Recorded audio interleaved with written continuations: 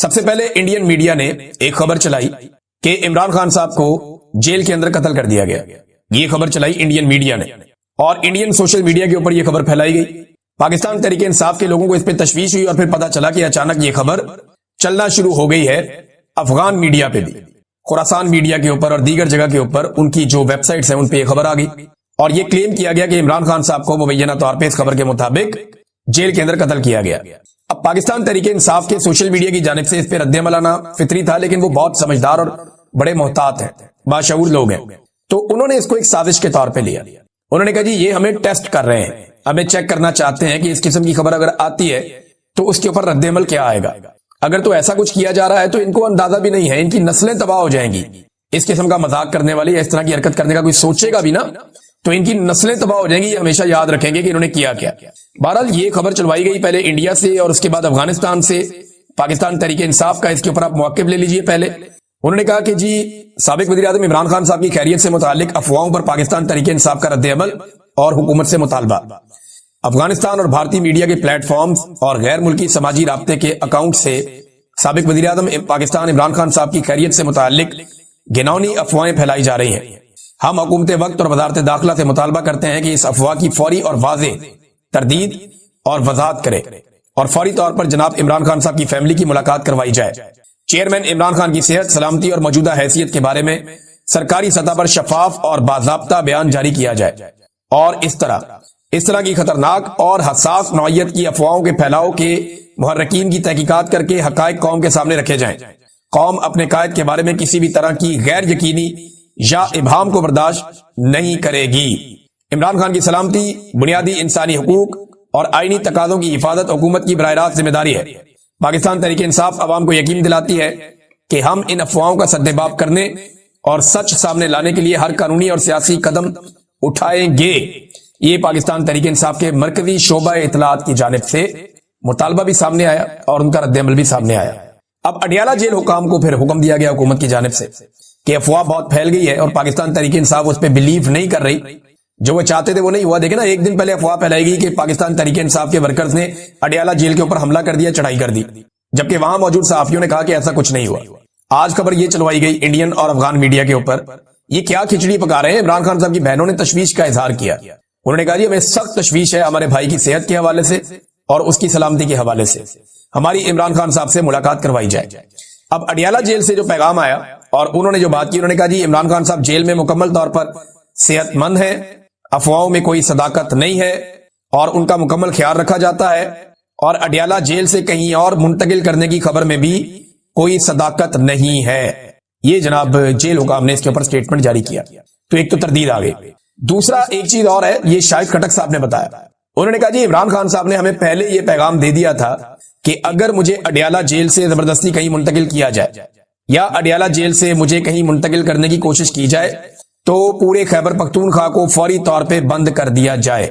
یہ عمران خان صاحب کا حکم تھا. اس کو شاہد خٹک صاحب نے بتایا کہ اگر مجھے شفٹ کیا جائے تو خیبر پختونخوا کو فوری طور پہ بند کر دیا جائے. عمران خان صاحب کی جیل اور ان کے کیسز کے حوالے سے ایک سٹیٹمنٹ جو ہے وہ سہیل افریدی صاحب نے بھی جاری کیا اور یہ جو سٹیٹمنٹ ہے یہ اسپیشلی منگل کے دن کے حوالے سے. انہوں نے کہا جی ہمارے جتنے بھی ایم پی ایز اور ایم این ایز ہیں اور سینیٹرز ہیں ان کی ہر منگل کو اسلام آباد ہائی کورٹ کے باہر حاضری یقینی بنائی جائے. ہمارے جتنے بھی عمران خان صاحب کے ٹکٹ پر لوگ الیکشن لڑے ہیں، چاہے وہ جیتے ہیں چاہے وہ ہارے ہیں، ان کی ہر منگل کو اسلام آباد ہائی کورٹ کے باہر موجودگی ضروری ہے. جو وہاں موجود نہیں ہوگا ہم اس کو نیم اینڈ شیم کریں گے. وہاں اس لیے احتجاج ضروری ہے کہ وہ خان صاحب کے کیسز نہیں لگا رہے. 1 بجے کے بعد وہاں سے اڈیالہ جیل جائیں اور خان صاحب کی بہنوں کے ساتھ بیٹھیں. یعنی پہلے جائیں عدالت میں کہ کیسز لگے اور اس کے بعد عمران خان صاحب کی بہنوں کے ساتھ اڈیالہ جیل کے باہر جائیں اور وہاں ان کی بہنوں کے ساتھ بیٹھیں. ایسا نہیں ہو سکتا کہ عمران خان جیل میں ہو اور ہم اس کے نام پر منتخب ہونے والے گھروں میں آرام سے بیٹھے رہیں. سہیل افریدی. یہ ویسے مشقت زیادہ کرنی نہیں پڑے گی. 1 آدھے ہفتے میں عاصم منیر صاحب کا پروگرام مکمل ہو جائے گا اور پھر عمران خان صاحب کی ملاقاتیں بھی دوبارہ شروع کر دی جائیں گی. عمران خان صاحب کے کیسز بھی دوبارہ عدالت میں، جیل کی جو عدالت ہے اس کے اندر چلنا شروع ہو جائیں گے تو چیزیں واپس نارملائز کر لی جائیں گی. صرف عاصم منیر صاحب اپنے گولز یا اپنے ٹارگٹس جو ہیں ان کو اچیو کر لیں. ان کی تاحیات استثناء، تاحیات مراعات اور تاحیات جو چیزیں ہیں وہ ان کے کنٹرول میں آ جائیں تو اس کے بعد پھر کوئی مسئلہ نہیں ہے. ناظرین یہاں پہ ایک اور تاحیات کا کیونکہ ذکر چھڑا تو ایک ریٹائر جج صاحب ہیں जस्टिस रिटायर मुशीर आलम साहब, उन्होंने एक स्टेटमेंट दिया और उनका स्टेटमेंट जो है ये बड़ा मजहबी नौयत का स्टेटमेंट है, लेकिन क्योंकि वो साबिक जज हैं और उन्होंने बड़ी जिम्मेदारी के साथ स्टेटमेंट दिया, उन्होंने कहा मैं ये बात कहना नहीं चाहता था लेकिन अब मैं ये बात कर रहा हूं कि ताहयात इस्तिस्ना शिर्क के बराबर है। वैसे शिर्क वो जुर्म है जिसकी अल्लाह माफी नहीं देगा। ताहयात इस्तिस्ना शिर्क के बराबर है। ये ऐसा है कि आप खुदा की बराबरी कर रहे हैं, क्योंकि अल्लाह ताला की जात पर सवाल नहीं उठाया जा सकता। मुझे कहा गया ऐसी बात से इज्तनाब करना चाहिए, हो सकता है हमारी तवज्जो दिलाने से वो अपनी इस्लाह कर लें। ये बात जनाब जस्टिस रिटायर मुशीर आलम साहब ने की कि शायद उनके ये कहने से मामला ठीक हो जाए, लेकिन मुझे मामला कोई ठीक होते हुए दिखाई नहीं दे रहे। उसकी वजह यह है कि हुकूमत एक के बाद एक अजीबोगरीब कार्रवाइयां कर रही है। नाजरीन, एक और खबर जो है वो तोशाखाना 2 केस के हवाले से है। उसकी समाअत भी अडियाला जेल के अंदर थी। पिछले महीने की 29 तारीख को जो है वो आखिरी समाअत की गई थी, जिसे मनसूख कर दिया गया और अब एक मरतबा फिर उसी केस की समाअत अडियाला जेल के अंदर होनी थी, बुशरा बीबी की और इमरान खान साहब की, लेकिन उसे मनसूख कर दिया गया है और अगली तारीख अब बाद में बताई जाएगी। वकला को आगाह कर दिया जी जेल आने की कोई जरूरत नहीं है, कोई समाअत नहीं होगी। तो ये नाजरीन सूरत हाल है। अब आज क्योंकि जुमेरात का दिन है, आज के दिन में एक दफा फिर पाकिस्तान तहरीके इंसाफ के लोग जाएंगे अडियाला जेल में मुलाकात के लिए।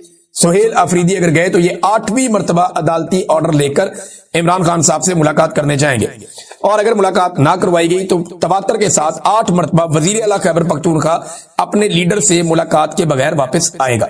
एक तो हाईकोर्ट में इमरान खान साहब के केसेस नहीं लगते, दूसरा केसेस ना लगाने के पीछे आपको पता है पहले आमिर फारूक साहब थे, अब डोगर कोर्ट बन गई है, सरफराज डोगर साहब आ गए हैं। तो ऐसे इंसाफ थोड़ी मिलेगा इमरान खान साहब को। पूरा का पूरा अदलिया का निजाम ही एस्टेब्लिशमेंट ने अपने कंट्रोल में कर लिया है और अब अदलिया जो है वो एक मातहत इदारा बन के रह गया है। आजाद अदलिया पाकिस्तान में नहीं है और ये एक हकीकत है। नाज़रीन, मियां नवाज शरीफ साहब को हवा लगवाई गई, धूप लगवाई गई, जैसे कि हमारे पंजाब के अंदर या पाकिस्तान के अंदर खवातीन नवंबर के महीने में और अक्टूबर के महीने में पुरानी रजाइयां निकालती हैं पेटियों में से, उनको जनाब धूप लगवाई जाती है, उनके अंदर जो बोश हो वो मर जाए, जरा उनको धूप लगवाई जाती है, उनको हवा लगवाई जाती है। इसी तरह नवाज शरीफ साहब को निकाल कर धूप और हवा लगवाई गई, लेकिन जो पुरानी रजाइयां काम की ना रहे, गल सड़ जाए, फिर उनको दोबारा उनकी रुई निकाल के धुन के नई रजाइयां बनाई जाती हैं। तो मियां साहब अब किसी काम के नहीं रहे।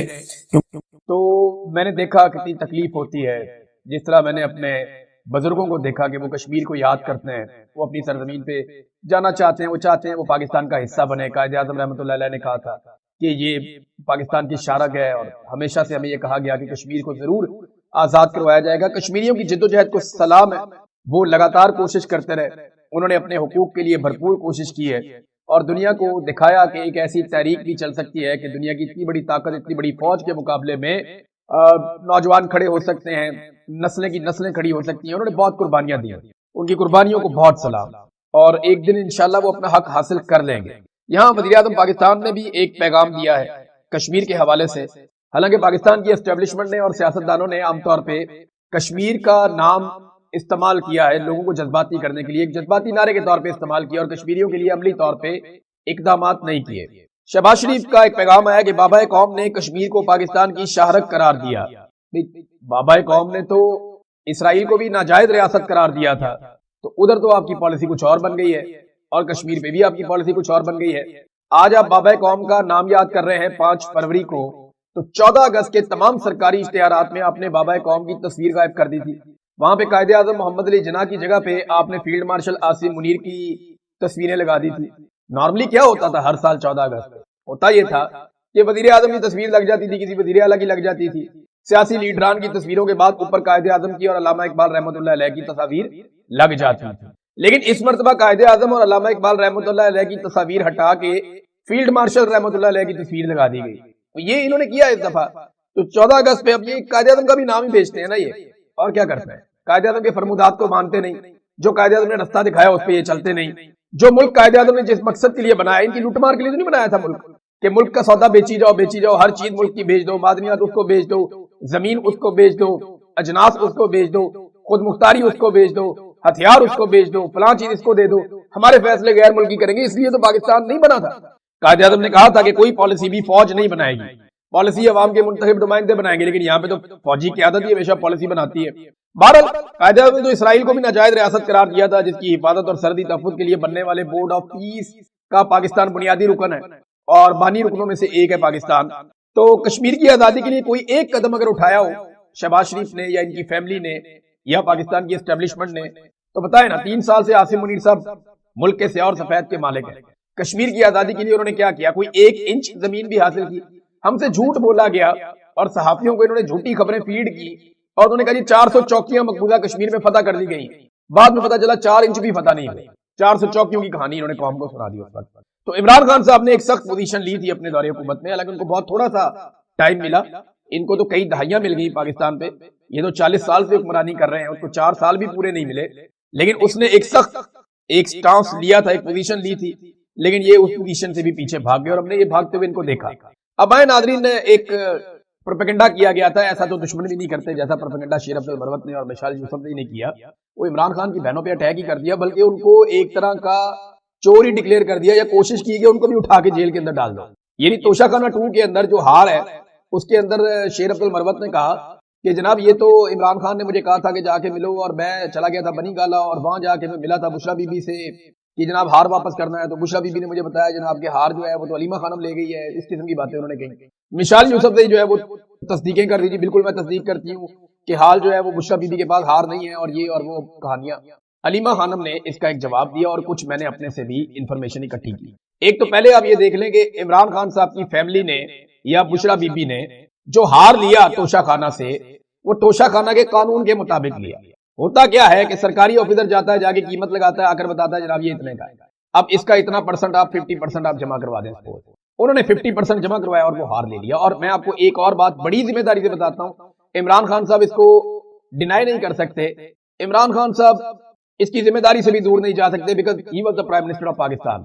جب یہ جیولری پرچیز کی گئی یہ قانون کے مطابق کی گئی، قانون کو کہیں وائلیٹ نہیں کیا گیا، اور عمران خان کو اس بارے میں نہیں پتا تھا. یہ میں آپ کو آج ذمہ داری سے بتا رہا ہوں، لیکن کیونکہ عمران خان صاحب کی فیملی نے لیا ہے تو عمران خان کی ذمہ داری ہے، وہ اس سے پیچھے نہیں جا سکتا. لیکن قانون کے مطابق لیا نا، غیر قانونی تو نہیں لیا.